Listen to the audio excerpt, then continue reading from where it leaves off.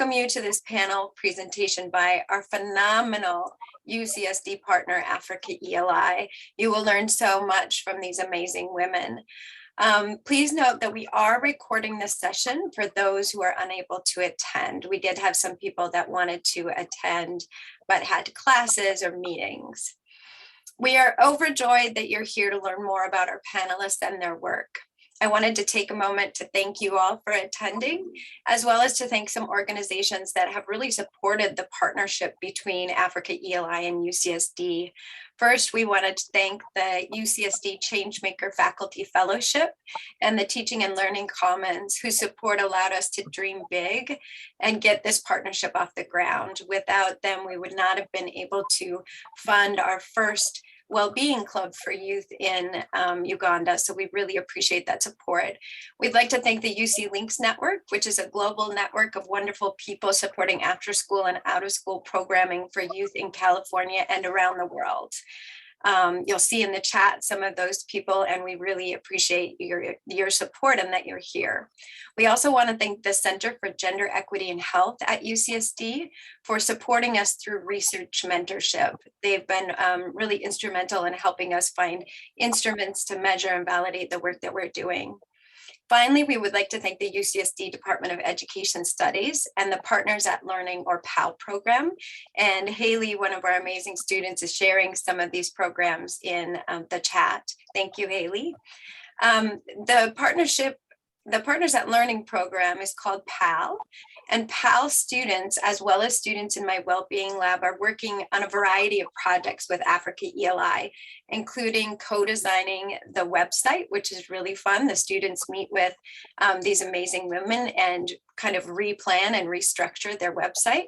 We also are sharing letters of support and photos with Africa ELI Wellbeing Club youth and those youth enrolled in their scholarship program. So UCSD students are communicating and sending their love and care to the beneficiaries of Africa ELI. So now we would like to introduce our panelists. We have Dr. Panina, and she is in the School of Education, and she's a dean at Kampala University.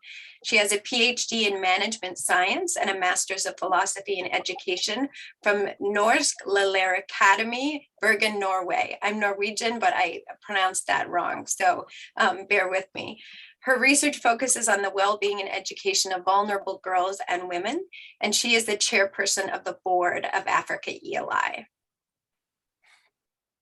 And hi, everyone. I am Becca. I have the honor of introducing Zahara and Amanda. Zahara is the executive director of Africa ELI. Previously, Zahara worked with the National Planning Authority to evaluate the universal primary education policy of Uganda for inclusive pedagogy and curriculum.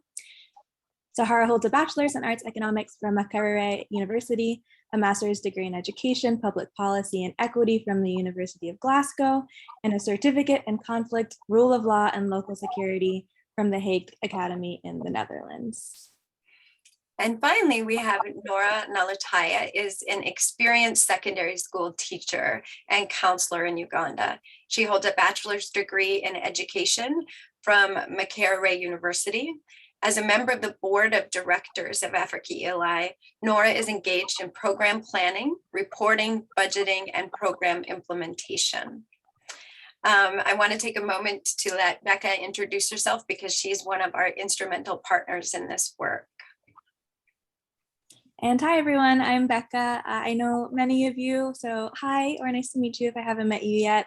I'm a second-year PhD student at UC San Diego, and I have the privilege of working with Amy and with our amazing partners, Africa ELI. So I am here just to kind of help coordinate and to learn alongside you all today. And just a heads up of how this will work. So we'll be hosting a panel where Amy has some questions prepared for our panelists. And then the last 10 to 15 minutes will be a Q&A. So have some questions ready for the last 10 to 15 minutes. At that point, you'll be able to put it in the chat or unmute yourself to ask the question. And we'll let you know when we're ready for that after the panelists have kind of given you some background about what they'd like to discuss. And now I'll pass it back over to Amy. So I'm just pulling up my slides. I, of course, chose the wrong window here. So just one moment, forgive me. I will grab our slides for today. We just have a few slides that we wanted to provide for you in terms of the context of education and refugee issues. So Nora created a really nice overview document about the education system in Uganda. So we'll be sharing that Word document in the chat. Feel free to look at it as you go along or read it later. And today's panel, we're really looking at the intersections of education, well-being, and gender for Ugandan refugee learners. This is an amazing self-portrait and photo of some of the work that we do with our joint curriculum called the Wellbeing Club. And I wanted to highlight that and really focus on the work that's being done to support our youth in Uganda. This is a photo of our panelists, so you'll soon hear from them. And the brief context is Uganda, relative to many countries across the globe, is not the most economically rich country, but they host thousands and hundreds of thousands of refugees, and they really stand out as an example of their willingness to host refugees.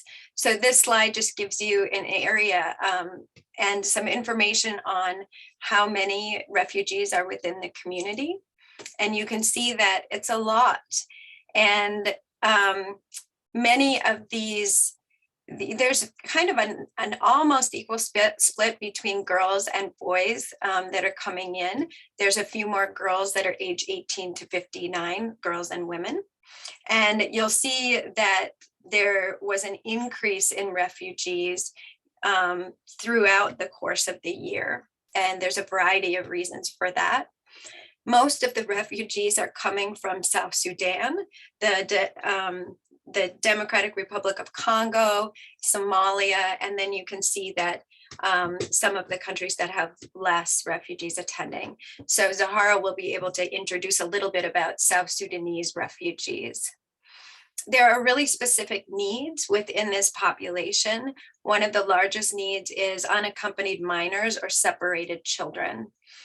There are older people at risk who are refugees or asylum seekers, those who have serious medical condition. And we're going to talk a little bit about women at risk and the specific vulnerabilities that girls face.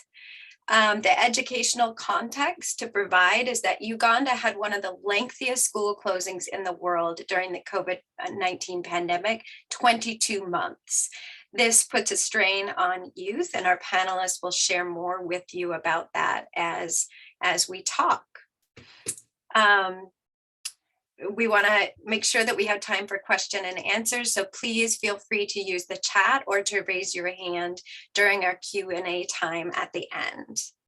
So without further ado, I'm going to stop sharing and we will begin with some questions for our Africa ELI friends. So the first thing is I want to introduce Zahara and provide her with some time to talk about Africa ELI as an organization.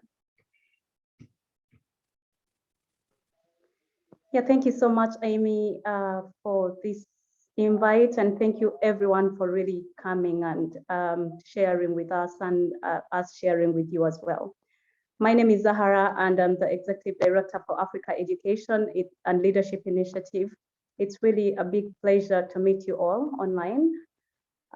Africa ELI is a legally registered non-governmental organization that is empowering both refugee students and local Ugandan youth through education, leadership, and the well-being program. We should say that we escaped war in South Sudan and relocated in Uganda because of the continuous conflict that is still ongoing in South Sudan, and because we had a mission of bridging gender gaps through education, which we still do have and embrace. Our work of empowering, especially female students in South Sudan, therefore did not end when the war actually set in South Sudan. We are working with girls, especially from South Sudan, and because we really had the zeal to continue supporting them through education, well-being, and leadership, that is why we are still operating in Uganda. Otherwise, we would have ended our program in South Sudan when war came in. So we are looking at the different activities and programming, especially in education, leadership, and well-being. And because most of the students that fled war from South Sudan got into Uganda as the nearest escape area, we continued supporting them not only in education, but also empowering them with leadership and the well-being due to the kind of like experiences that they faced or they currently face while in Uganda. We are really very kind of like privileged to work with Dr. Amy and her team and the Department of Education and serving through the well-being program. And our partnership has really been an eye-opener, especially in engaging the refugee youths and the vulnerable local youth in Uganda through mindset change, mindfulness, and also trauma-informed care. So yeah, thank you so much, Amy. Thank you for that overview, Zahara. And one of our amazing student partners, Haley, shared Africa ELI's current website with you if you'd like to take a look at some of their history. So Zahara, what are some of the unique needs of refugee youth in Uganda? And specifically, you can share a little bit about refugee girls as well.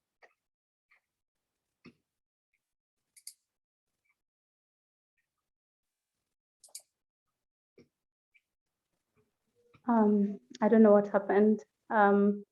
Yeah, technology, sorry. You can share off the, you can share without any notes. It can be very informal. Yeah, so I think I placed on transcript something and then I didn't know what to do. Yeah, so there are so many needs that refugee students actually face. And basically, I should say the most pressing needs relate so much on the well-being and the education of students. Why psychosocial well-being needs for refugees? We understand that when war occurs, of course, it doesn't leave you the same. And especially in the case of war, it's a fragile experience for everyone. And we could look at the statistics in Uganda for refugees, especially from South Sudan. We see that majority of them are girls, women, or children, I should say. And in this experience, girls either have been kind of like sexually exploited, that is number one, or they have escaped different kinds of assaults as they really travel from their broken homes or broken country to a safer place, for example, from South Sudan to Uganda. And the whole experience of trauma or the whole experience of sexual assault experiences and also escaping war, their stories of loss, I mean, losing their relatives, losing their parents, kind of bring an impact on their well-being. And therefore, I should say that's why we hear people speak about the post-traumatic stress disorder effect. This really relates to so many needs. And the trauma that, these girls or children, I should say, escape war, and they have lots of stories that they're happy to share, or they can't share, or they can't reveal to the public.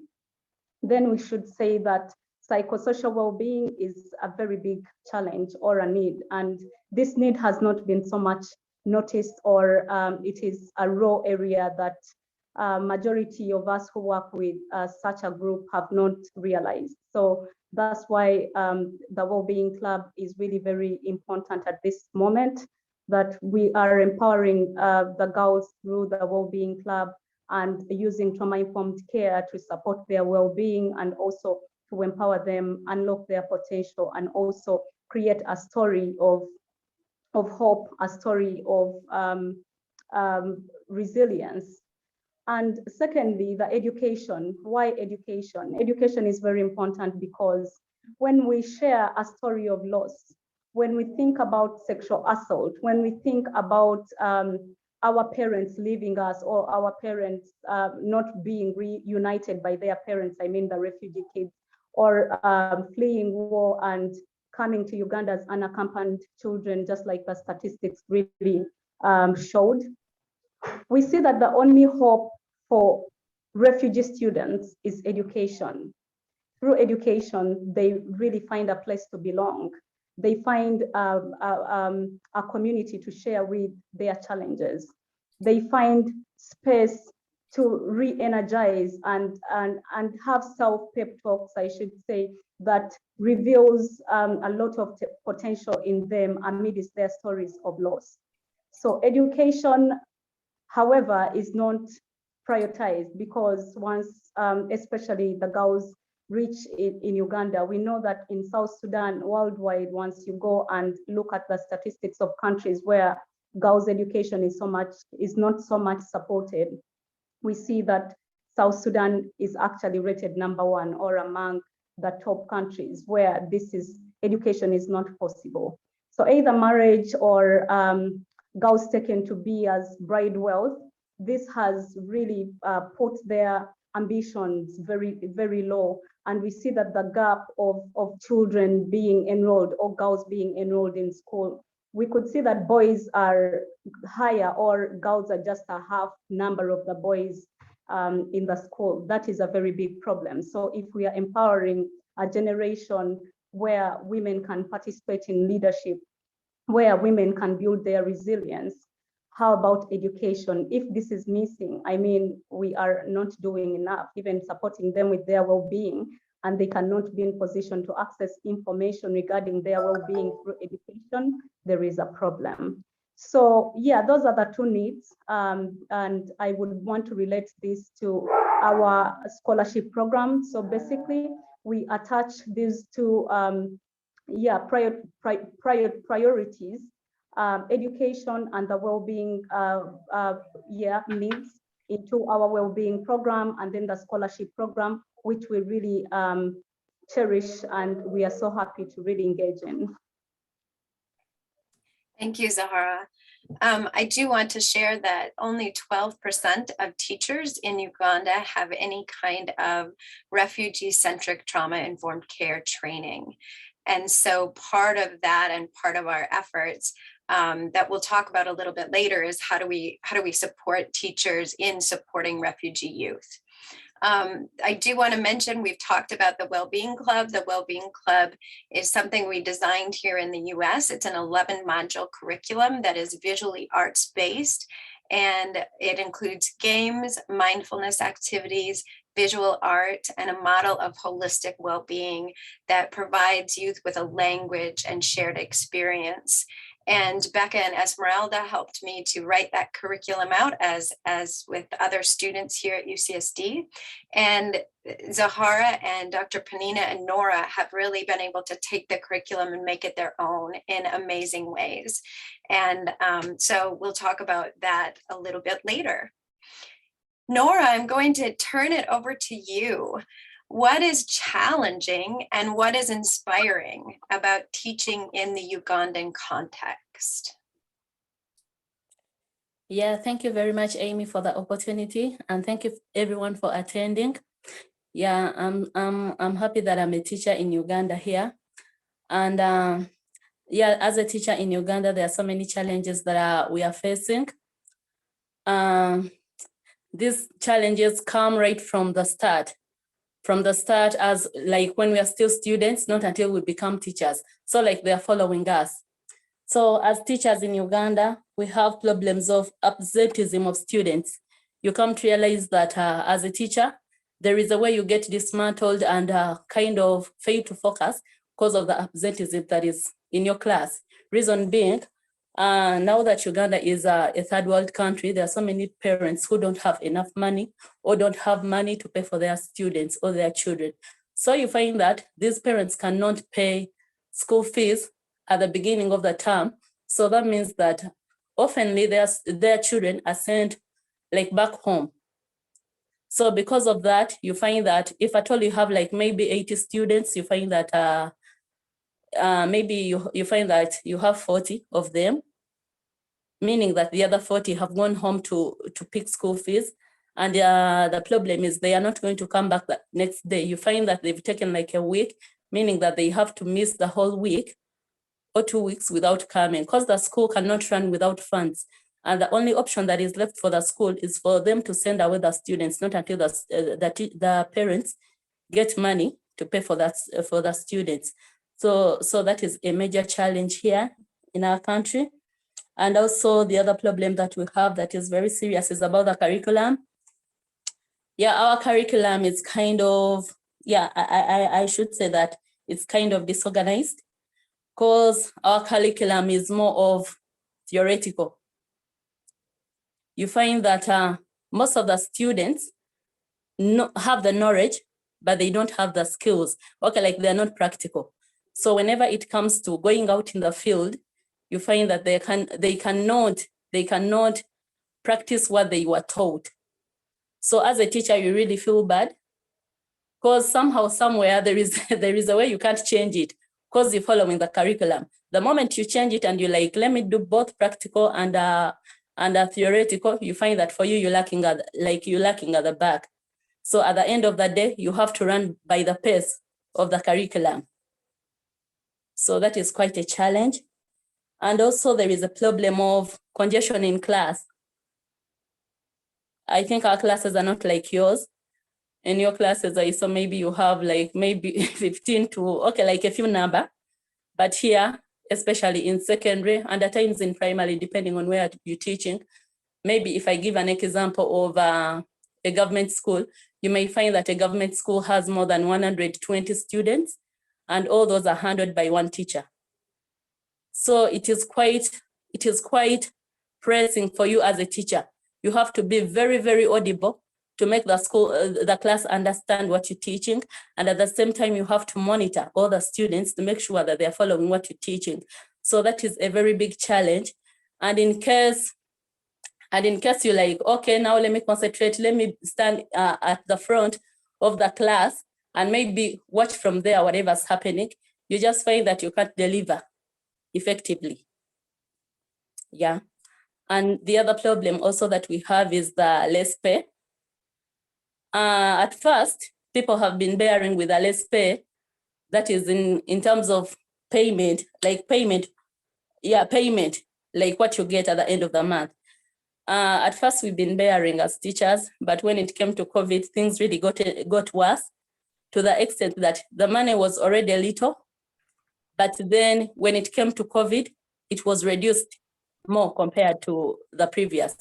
So at the end of the day, all people were like, let us resort to other jobs, though they do part-time teaching, including myself. So as we're looking at the challenges, we also have some strength as teachers or inspirations that we've got as teachers, including the job opportunities that we get, because remember, you're already an experienced teacher who has been teaching for some time. There are also new skills that are passed on to us as teachers. You find that as teachers, there are so many opportunities and new skills that are passed on to you, like the online learning which came in place. In our country here, we never used to do that. We oftenly used this learning of classroom, like teacher to students, yeah? But when COVID came in, we are taught new skills. And when I talk about the well-being, which I'm practicing right now, all those are skills that I didn't use before. But as a teacher, I've got all those skills and they're helping me develop my career. Yeah, thank you very much. Thank you so much, Nora. We really appreciate that. So Dr. Panina, you're working on training teachers in Uganda through your work at Kampala University and your work with Africa ELI. What are some of your future goals regarding teacher professional development?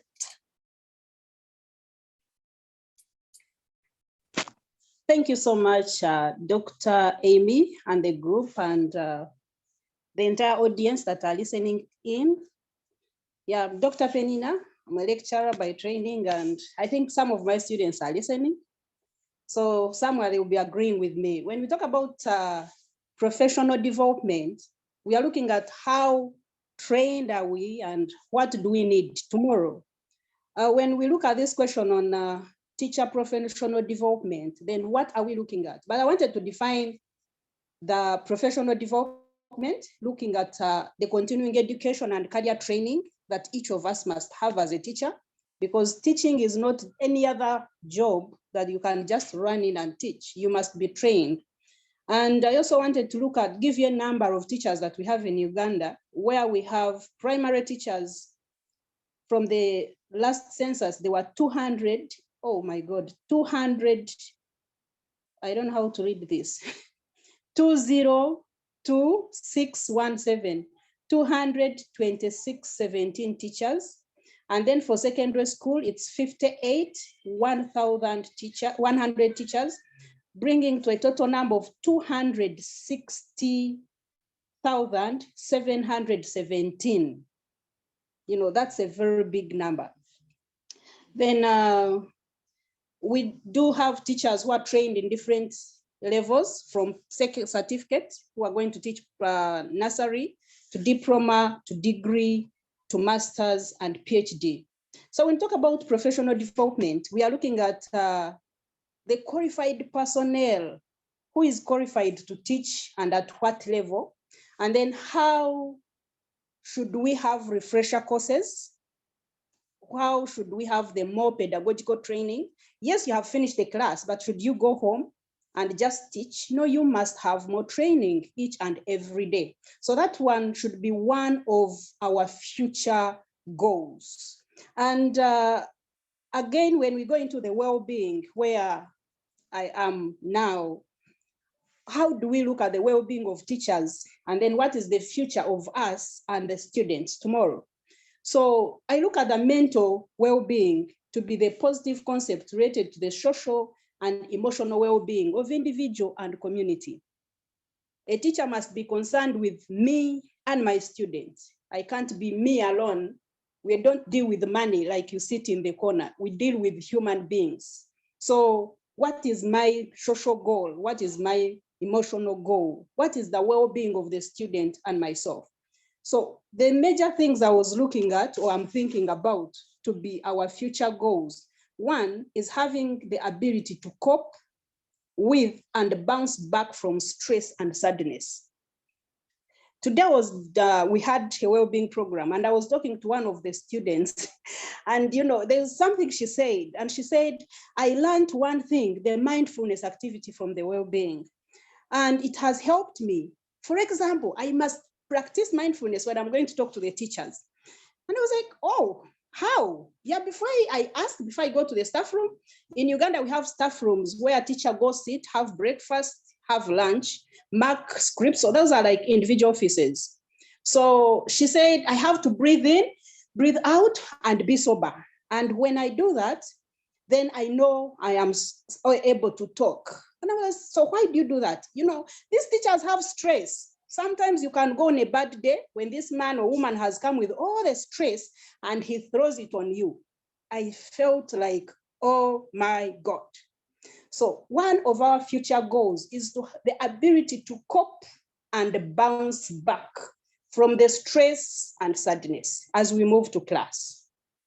Two, the ability to build and maintain relationships with our students and with our families. How do you build and maintain the friendship? Some of us are too hard. That's what students were saying. They are very hard. They are very harsh. So how do we build back? I don't know how it is in the US. Our teachers very friendly. Our teachers very tough. So here, some of us are very tough, and students even fear, and they have to breathe in and out. Then 2 or 3, the ability to manage thoughts and keep communication and social skills. How do you manage your thoughts as a teacher? How do you look at the social skills? How do you support communication, between you and the student? Is also one of our future goals that we need to look at. Then I would also look at the positive sense of belonging. In the well-being, we emphasize belonging so much. So as a teacher, what is your future goal? To me, the positive sense of belonging, the community connectedness. should be one of our future pride as teachers, should be our goal actually. And then we should highlight and embrace diversity. We have students who come from different walks of life. And how do we handle them in class? And there's something we're discussing with my team today. You find students from different walks of life, very poor, very rich, and they even tend to segregate and sit in corners in class. So as a teacher, how do you cope with that? How do you greet this group? Which assignment you give? How do you respond to one particular group and leave the other? So the sense of belonging, the community connectedness should be so much as we embrace the diversity in the class. We should have the social supports as we move on to the students. And then we also talk about participatory classrooms, participatory community, participatory society. Some students of mine will agree that when I have to teach and they have to answer. Sometimes I'm like, I'm a student today, I have to learn from you. That's participatory. So if you do that, then who is not working or those who don't research will remain behind. And then I think as I sum up, I'll talk about working with passion. Should be also one of our goals. What is my passion? As I wake up in the night, as my alarm ring in the morning, what is my passion? Do I love what I'm doing? Or I'm just going there because I have to be there? Am I going there because of money? If money is not there, then I'm not supposed to be there. So to me, passion should be one thing that should drive me. And then there's also dealing with students with difficulties. And I don't know, I feel like emotional. There are cases today, I also met this student that was so emotional. The story was so emotional. And in my mind, I found myself crying, and the student was also crying at the same time.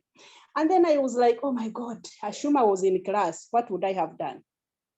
So I think my future developmental goal is how do we cope with students' difficulties in different circumstances with one or two different touching stories? What do we do? How should we handle that? And I think lastly, or second last, is being able to set and fulfill our goals. So as a teacher, what should be my role? What should be my goal? What do I look at? When I wake up in the morning, I look myself in a mirror, what should be my goal? When I'm setting it, will I be able to achieve it?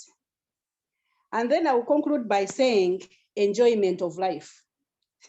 So funny, but if I don't enjoy, if I have a class which I don't enjoy, if I have a situation where I go and I don't feel I enjoy it, then I don't need to be there. So our future, our professional development goals, I think should be that. We should conclude by saying we must have time to enjoy our classes, time to enjoy laughter with students, time to enjoy what we do with all the passion. Yeah, thank you. Thank you. And I should say that Dr. Panina is not only working with her own students, but the Africa ELI team will also be going into Arua, which is, they're situated in Kampala, and Arua is to the north. And they're going to be training teachers on trauma-informed care and the Wellbeing Club curriculum for over 215 refugee students that are attending a partner school. So we really are wishing them well as they continue, and we just continue sharing this work. Zahara, I know many of my students and our students on the call work directly with refugees.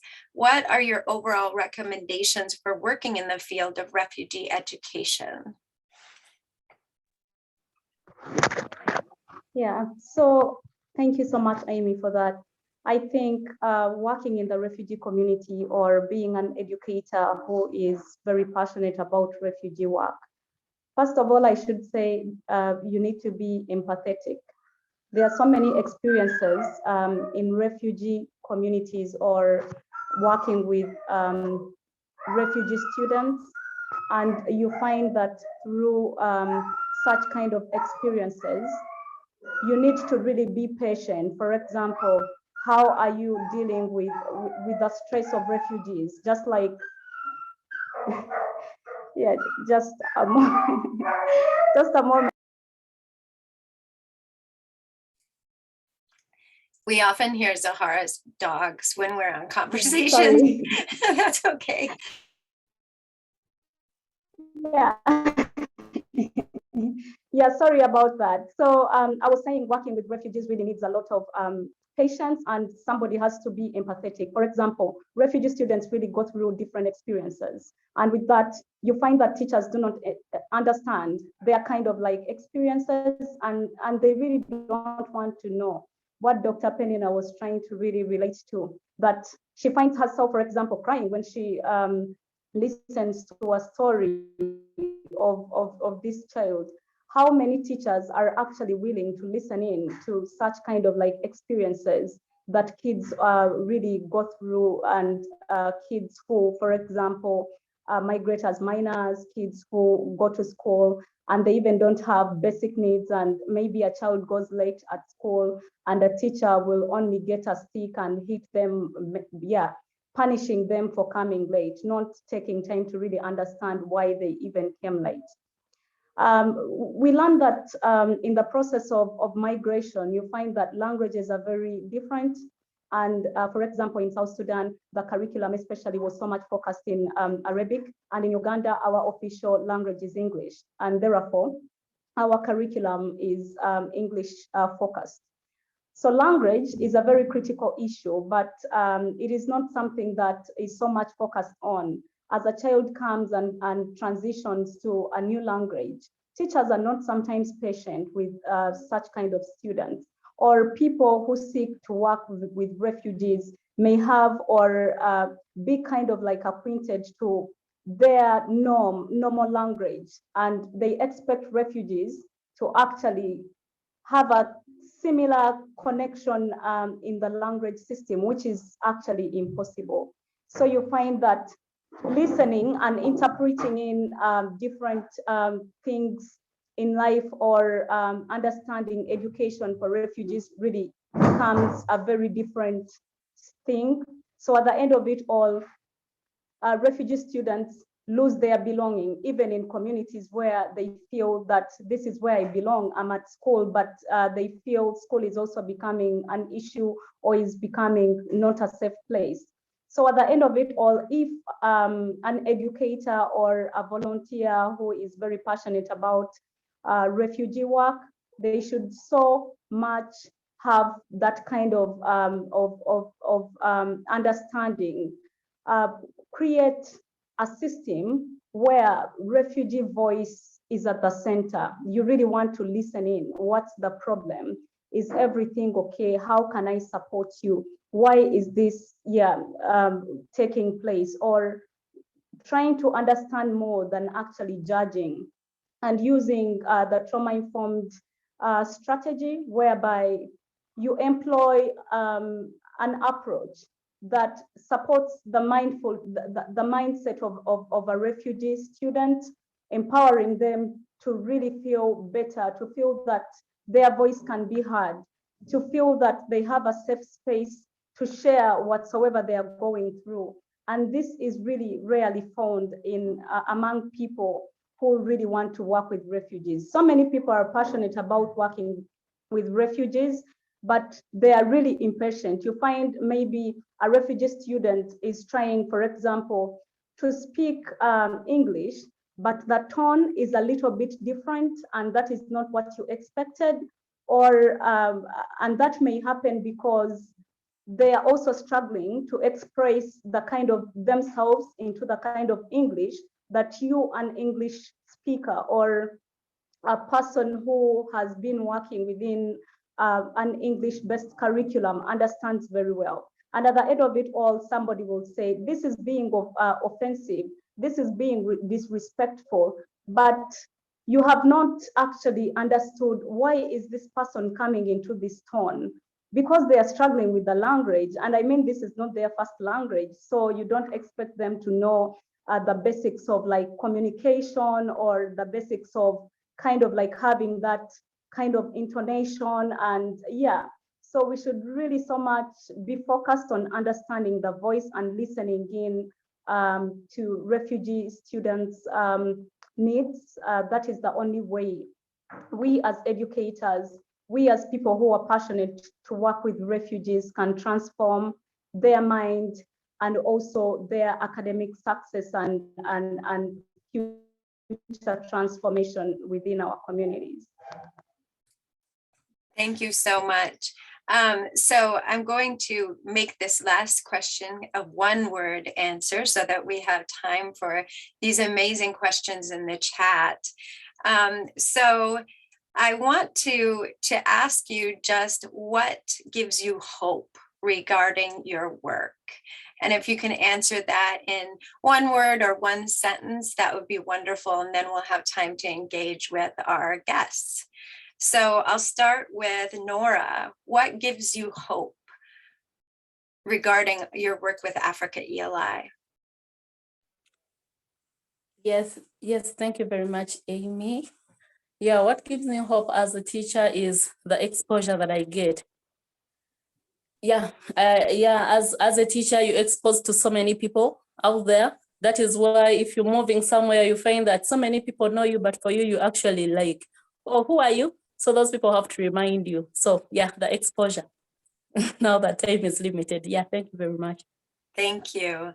What gives you hope, Dr. Panina? Yeah, thank you. What gives me hope? I would say one. Oh, you said one word. I think having well, one word or short sentence. Okay. I would say students who are able to cope and be resilient in a very challenging situation. So a student who are very to cope and be resilient in a very challenging situation. That defines a successful student and a self-reliant, self-dependent, and self-driven student. That makes me wake up every morning. Thank you. Thank you. I agree.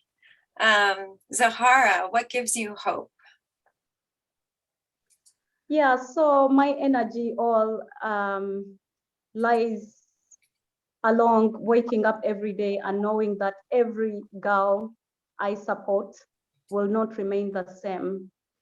Even just a minute or an hour having a talk with them, I am very sure that their future will not remain the same. So that gives me a lot of energy, knowing that in the future, there will be so many Zaharas who can work on a similar or various issues. So that is what really gives me a lot of energy to have sleepless nights or to only have 2 hours of sleep or to really work so hard, in this kind of like work.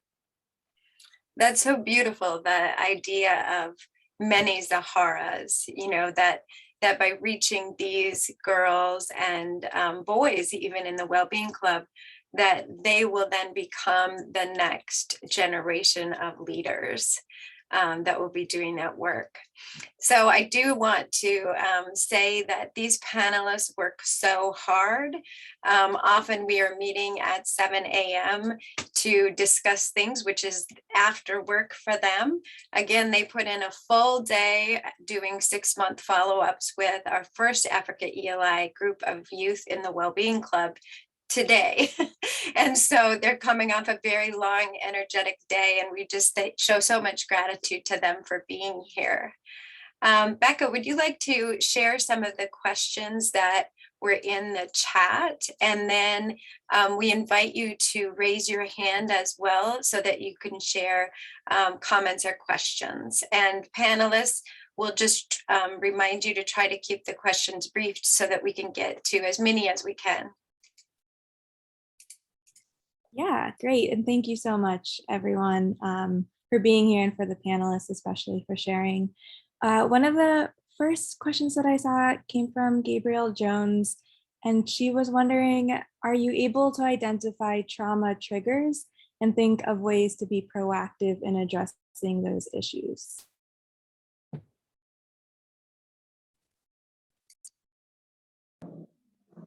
Yeah, it's should we answer? Yes, that would be awesome. It's most of the times very possible, especially when one is having a conversation, or if you speak about something and then you see that some of the kids are very much reserved, then you should know that there is something not right. So you should be slow or just take a step back and really understand why. But also, if you really understand that this is a trigger, then you wouldn't want to continue, because that affects the well-being of a child. And you don't want to be the reason why in that day a child may be miserable or will recall all the experiences that they went through, but rather putting them aside and really understanding how best you can support them. And they can be a guide because they understand very well what that trigger looks like, or how they can guide you on how to support them. So it's really easy to understand different triggers, but also sometimes it's very hard, especially if a child doesn't choose to show that that was a part of their experience. Maybe we say they built resilience out of whatsoever they went through. Thanks, Sahara. I also want to share that the Wellbeing Club curriculum is curriculum that we call positive youth development. So we really try to focus on the positive and avoid re-traumatization through the curriculum. And our Africa ELI partners are so good at knowing when a child needs to be pulled aside, knowing when they need a side conversation. They also have college mentors that work with them as well. I think Viola's on the call. I don't know if any of the other mentors are on the call right now, but the college mentors from Kampala University are also wonderful at noticing and observing students and when they might be struggling too. But thank you for all of your care for giving them that time to talk and share. We would like to invite some other questions. Does anyone have one or a comment? Feel free to raise your hand.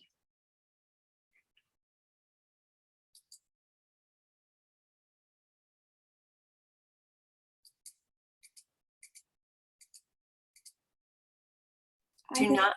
Oh, yes. Does Tom have a question? I saw Tom raising their hand. Yes, Tom has a question. Great. Okay. Sounds good. Go ahead. This is awesome work, really. I just congratulate all of you. And I was wondering, Zahara, could you please tell us more about the club itself, like the practical details of how often you meet and how many kids there are and how old the kids are and stuff like that? And yeah, so we started with a group of 26 students, and that was for our 2 pilots. So before we actually thought about rolling out the curriculum to schools like those that especially host refugee students, we really wanted to understand the localization of the curriculum and also know that the curriculum is fit to be extended in the various schools, especially those we work with, and majority are refugee students. So right now, the group that we've been following up, that is the first group that we've been working with since the piloting began. And now we are rolling out the curriculum in one of our partner school, and it has 200 students, that is secondary, but also has 185 students in primary. And what our fears right now are is that for the school in Arua that Amy was speaking about, this school has 99% of refugee students. And according to the director, we've been in various meetings regarding the rollout of the curriculum and how we can best implement this.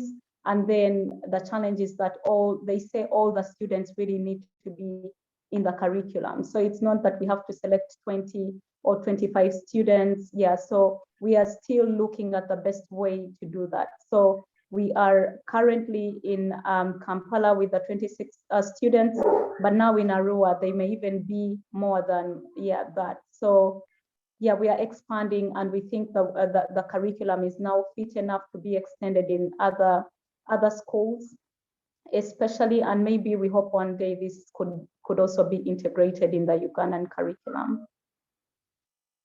Great. Thank you. And the ages of our first pilot, remind me what those ages were. Becca, you probably know. They're 12-year-olds to 19-year-olds, 12-year-olds to 18-year-olds. Yeah, to 19-year-olds.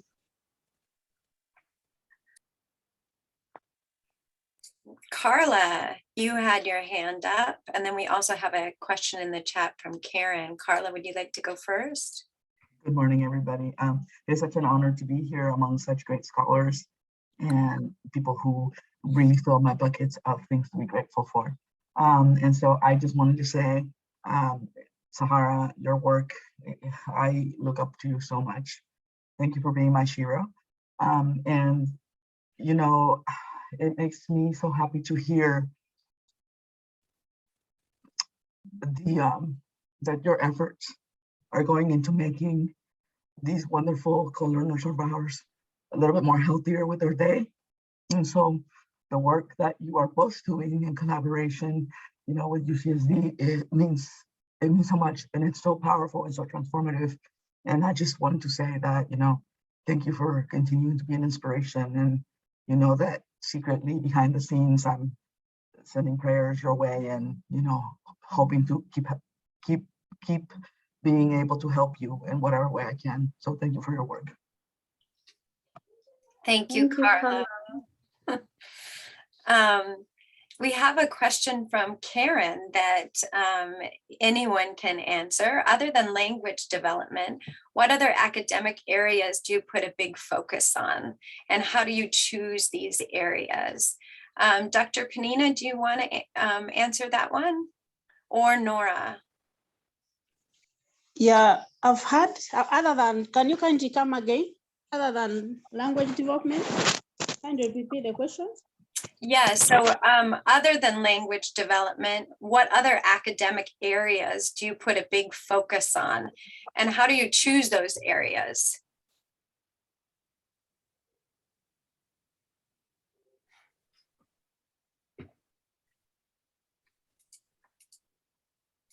So for example, within the curriculum itself, we might have like reading support that students need here. Oh, Dr. Panina got kicked off and now she's back. Are you back, Dr. Panina? I'll turn it over to Nora. Nora, can you answer that question a little bit in terms of education?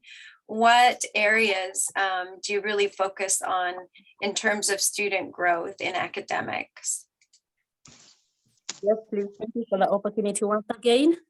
Yeah, the other areas that we'll focus on apart from academics, we'll focus on the health, mental health. Because we know that if someone is not mentally upright, or if someone has issues with his or her health, you find that that person cannot concentrate. So previously, we used to engage ourselves into teaching young girls how to make pads, because we came to realize that these girls were missing school just because they didn't have the necessities or the pads. So that meant that they would miss school for some 2-3 days, not until the periods are done. So we found it very necessary to teach them how to make pads. At the end of the day, they were very excited, and they would find a way of how to handle that situation whenever they had those periods. And the other thing is also we focus on literacy. Yeah, we came to realize that young girls or boys in our education system are not so much into reading. So you come to realize that because they cannot read, they cannot fully answer the questions that are given. So we have a program right now that is ongoing where we call upon the young children to come at our place, at our office, and we give them those educational materials. So slowly by slowly, they start revising. So by the time they get back to school, at least they've improved their reading skill. Yeah, those are the two major ones. Thank you so much. Another thing to add.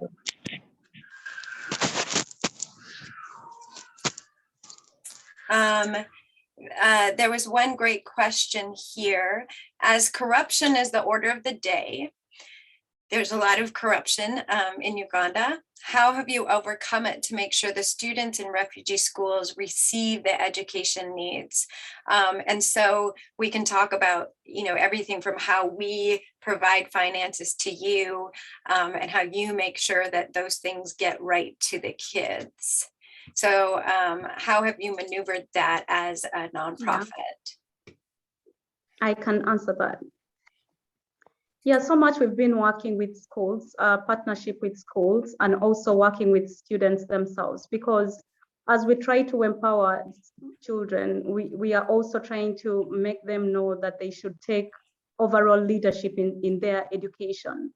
So in the process of financing and in the process of kind of like fighting corruption, I mean, corruption starts from individual. If you yourself are a corrupt individual, it means you're also empowering other people, a network of people you're growing with, to be corrupt. So in Africa ELI, we try to create a system whereby we are very transparent in terms of accountability, in terms of knowing that a child has to be in school. And if it is basic needs, we shall ensure that we work with the students to purchase what is right for their learning. Or if it is paying school fees, we shall directly pay school fees on the account of the school that we are partnering with. So we do not have kind of like issues of saying this money was given to Zahara and Zahara did not take it to school. So we are trying to build a generation of leaders and leaders who are accountable. So if we are doing that, then we ourselves who portray a picture of leadership should really be so much very accountable and very transparent to the people that we work with, even just a beneficiary of a program. So that is a culture that is embedded into our system, and that is who we are. So yeah. Yeah, and I can always know that the funds that we're working on are really getting there because Zahara and the team write the most detailed budgets. It's really beautiful to have them as partners. So I just want to take this last moment for you all to be able to share some gratitude for our panelists. We'll stay on the line so that we can really copy these words so that they have them to lift them up over the next months, especially as we move some of this curriculum and training into Arua. And I just want to thank all of you so much. You are the most wonderful partners, and we get so much done, even though we're so many miles apart. And your wisdom is just really appreciated. So I thank you for being here. And we thank our audience for sharing this morning or evening with us. Yeah, thank you so much all. Amy, we are equally pleased to really work with you. And also the UC Links community. This is more like a global community. Africa, USA, it looks like it's just a minute to have support in terms of work, in terms of empowering communities. So we are really, really so much grateful to really work with you. Yes, thank you. And thank you to our students who are on the line that are helping to do this co-design project on the website, those in Africa who are mentoring and tutoring some of our youth, as well as our youth that will be writing letters to our refugee students today in class. So we have class this afternoon and we're so excited to write letters and virtually get them to your students. All right, well, we will wrap it up. Feel free to share some last words in the chat, and we thank you for coming today. Thank you. Dr. Panina and Nora and Zahara, I'm making sure that we get our chat comments as well.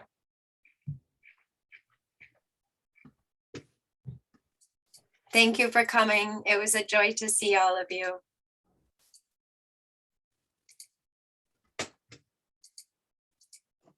Thank you. Have a good rest of your day. You too, Carla. Thank you. For your time. Thank you, Have a good Gabriel. day. Yeah, thank you so much. Thank you for listening to us.